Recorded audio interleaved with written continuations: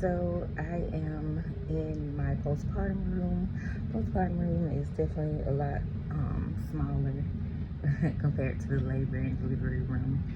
But I'm sitting here scratching because I'm having I had itching with my epidural. I don't know if I said that earlier or not. And then after I gave birth, I did have the shakes. I don't know if it was from the epidural or if it was just like a change of my hormones, because I have had that happen before with my third birth, which was a home birth. So it could have been that or both. Baby is sleeping.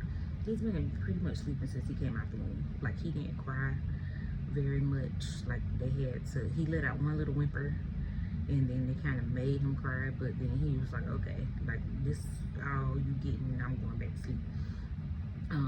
He did not latch on immediately. It took him a while, and then but when he does latch on, he has a strong latch. Matter of fact, I need to wake him up and feed him because he's only eating off of each breast once, and that was this morning, and he was born at 3:39 a.m. so that had to be around 4:35.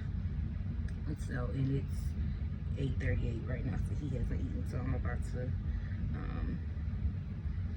child, look at me, this is stuff right there. I just gave birth. But anyways, I'm about to wake him up and see if he'll eat. So they told me my whole pregnancy that he was gonna be big. My son is 5 pounds and 10 ounces. He's my smallest baby so far, but he was born earlier than my other babies. All of my babies were born at 39 weeks or more, with the exception of my last Hudson. Hudson was born at 38 weeks in a few days. So, but he didn't make it that far, so he, possibly could have been bigger if he would have stayed in another 2 weeks. But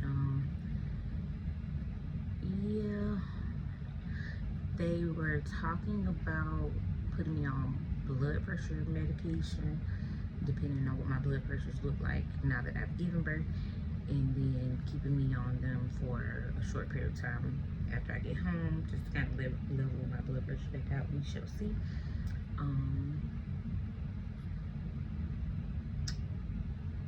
They just took his blood for something. I don't remember what it was, to be honest with you. But if it's a problem, I'll find out what it was, and then I'll come back and tell you. But at first, I almost refused them taking his blood because he's fine. Like, he's fine. I've had a couple home births. Like, all of that wasn't done. Like, my kids are fine. They asked me about I did let them get the eye ointment, vitamin K. They asked me about hepatitis B. I refused. Or I told them I would, talk to the pediatrician about it. So I'm gonna hold off on that right now, because I don't know if y'all seen what's going on in the news. I don't know what's going on with that. So apparently he don't need it right now, so he's not getting it right now. All of my kids have been vaccinated, like, to standard though, so I don't know. I don't know what I'm gonna do. I'm sorry, I keep saying I'm trying to think. But I had breakfast. I have a gluten-free diet, if you don't know that. So I had like eggs and sausage, and then gluten-free French toast. I just thought it was regular toast, so I didn't get any syrup. So I was kind of bummed about that, but I put jelly on it. It was pretty decent. It's not my food, but it's fine. Drinking coffee, it's not that great. So I'm gonna get my husband left to take the kids to school. So my daughter was allowed to be with us in the labor and delivery room, but only one person could be in the postpartum room. I don't understand that. But so my husband left and took her to school. They do have visiting hours from 9 to 9, so my kids can come back during that time. But they were saying like, oh, only 2 visitors allowed at a time. Like, well, I got 5 kids, so all my kids gonna be up in here when they get out of school. So we're a military family. I can't leave them home. Like, they're gonna be here. Last night they stayed with my oldest stayed home, and then Ari was with me, and my younger 2 stayed with the at-home daycare provider that Hudson goes to. So I do have to stay here another night because he was born at 3 in the morning, and I have to stay 24 hours. So I'll be in here tonight.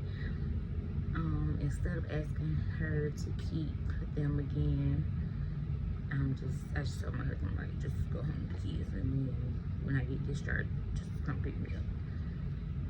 I want him here, but I think that's the best thing to do versus him going back and forth constantly. Because my hospital's in Virginia, we live in Maryland, and you know, my kids go to school in Maryland, so on and so forth. So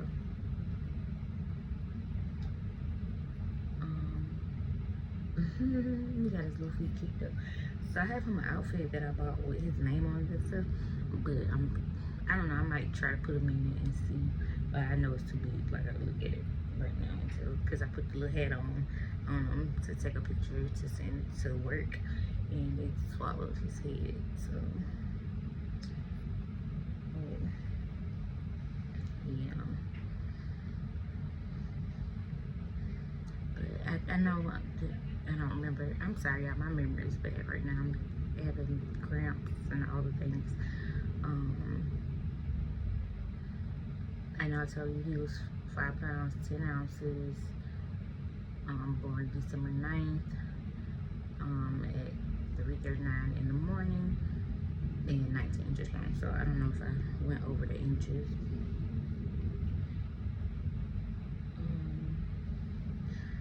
Yeah, I'm supposed to call them twice to take me to the bathroom to make sure I'm walking and stuff after the epidural.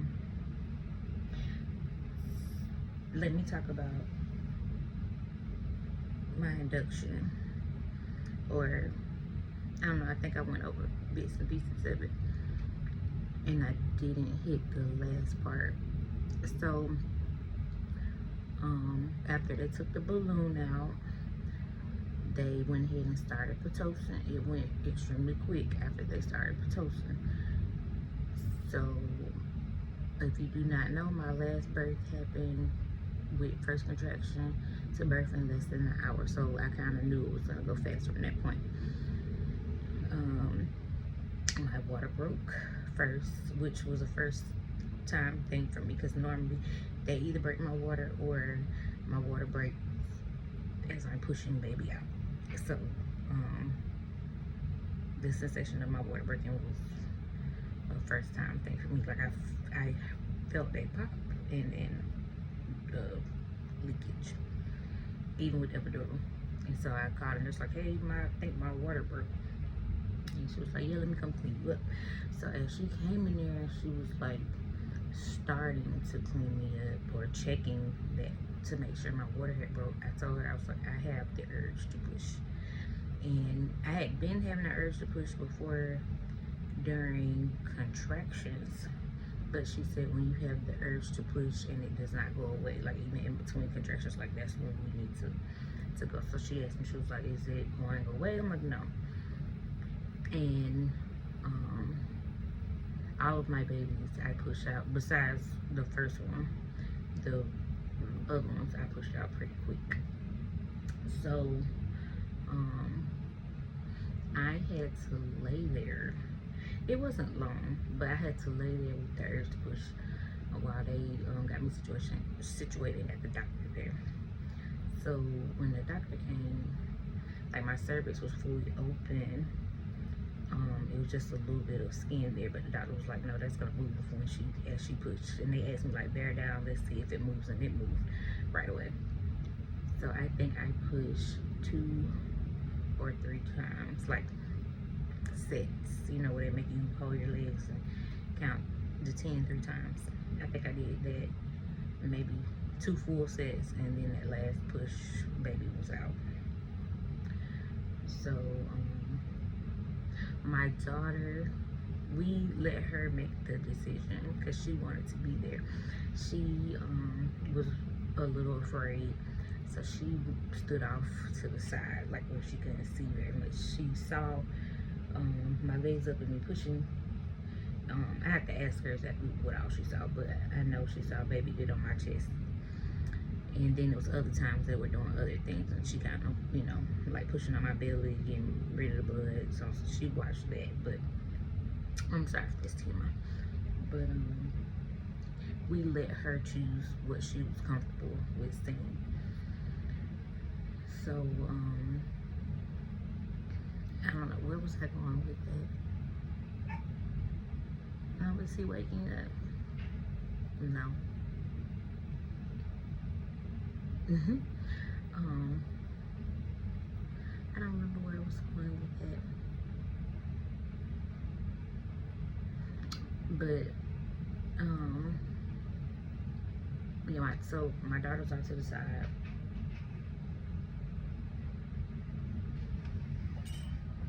Oh, I thought somebody was coming in my room. And my husband was standing there with me, holding one of my legs and everything. So Ari wanted to touch the baby. He was covered in what is it, Vernix, the white coat and stuff. She was like, ew, what's that? She went to wash her hands immediately. It was so funny. But she did get to hold him. Like, they left him on me for an hour before they took him away, him and all the things. But and then after I had him and they did the weight and, you know, everything she needed to do with him, then his dad did skin to skin. So his sister was able to hold him while they got me ready to transition from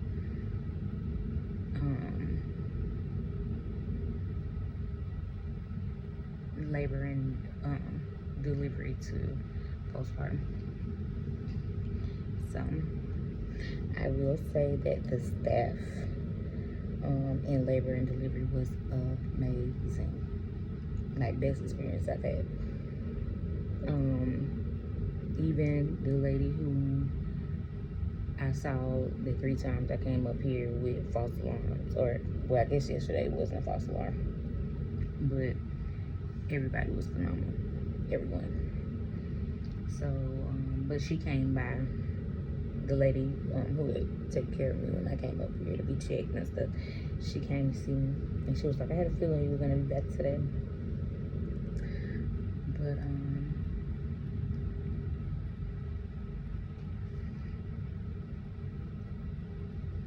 yeah, so I'm definitely gonna leave, like, in the surveys and stuff, leave comments, reviews about how wonderful the staff was. And then I can say I'm not pleased with how they do things here postpartum, but it could be worse, so I'm not gonna complain. They were like, no co-sleeping with your baby, you know, typical stuff like you would expect. But I think it's the how many visitors you can have thing that got me. And then they had some other rules, and I was like, oh, like if you go in the hall, you can't walk with the baby is in the bassinet. Like, why are you gonna tell me to do with my baby? And some of my grievances is some more stuff, but some of my grievances are just because I'm like, I have to write down when he eats, when he has a wet poopy diaper. I'm a mother of 5 and he's fine. Like, I mean, first time moms, maybe second, I get it. Child got a whole basketball tank full of kids, but I don't want to do all of that.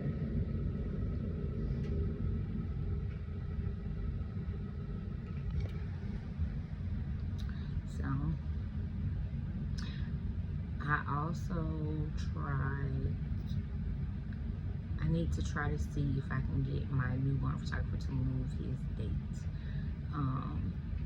Having a baby during the holiday season is a little aggravating because in the beginning, like, I looked for a home birth midwife. Couldn't find anybody who would work during the holidays. I looked for a doula. I found one, but she didn't have experience. And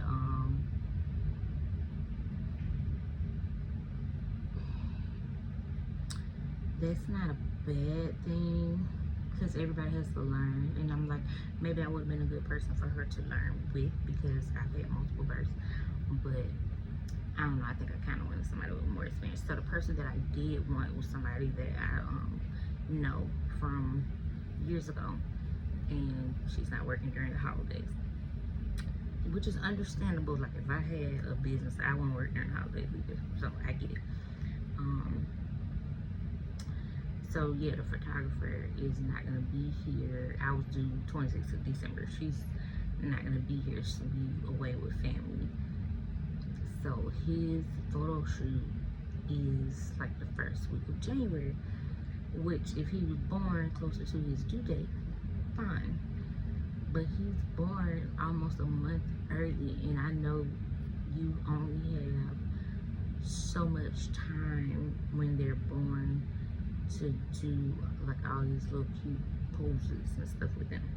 And if I'm paying $600 for some pictures, like, I want my pictures to be, you know, I want all the poses and all the things. So I really feel like she should, you know, accommodate, since I'm paying so much, to get that done before she leaves for the holidays, because it's still like two weeks before, or this week and next week before holiday season starts. But maybe she got other plans. I get it, but I have to make a decision if I want to find someone else. I know I won't get my deposit back, but honestly, I don't care about no deposit if I can't get the pictures that if I can get the pictures that I want. I don't care. So I might see if I find someone else, because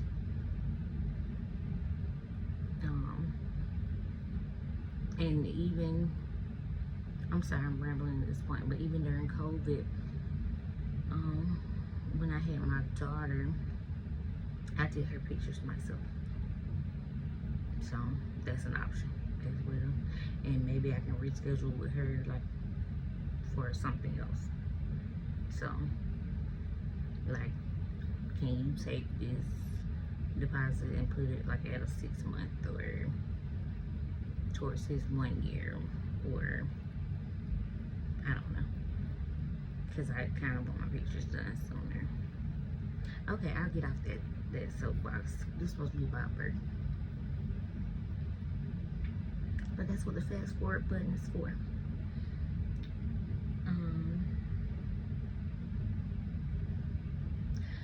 If I think of anything else, I'll hop back on.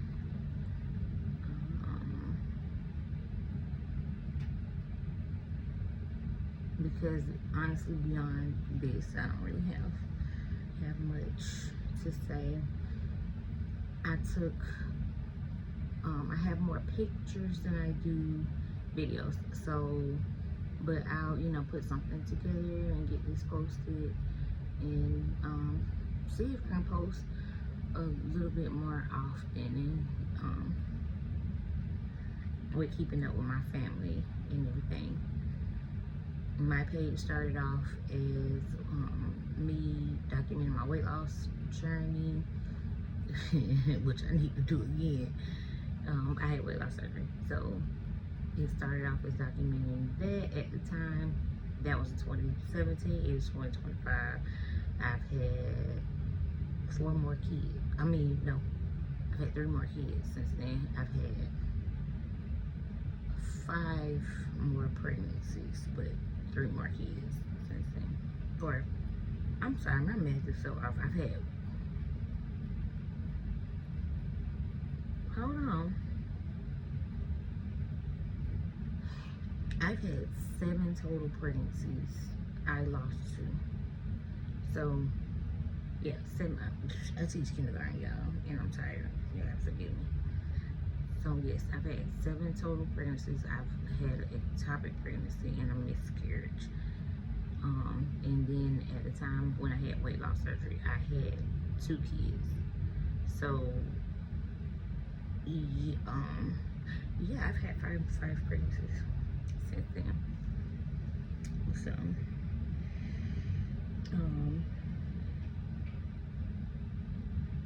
real quick, if anybody is interested in that, I know I said I was gonna get off, but so I had weight loss surgery, lost almost 100 pounds, did had 5 pregnancies. Last year I ended doing GLP-1 injections and I lost quite a bit of weight. Like I had got even smaller than I was with weight loss surgery, and I got pregnant again and just had my son. So, and I've gained quite a bit of weight during pregnancy. So I can't do GLP-1s right now because I'm breastfeeding, and when I breastfeed it tends to be for a while. So me losing weight is going to be natural until after I start breastfeeding. So we'll see what happens. We'll see what happens. All right, I'm getting off. Peace.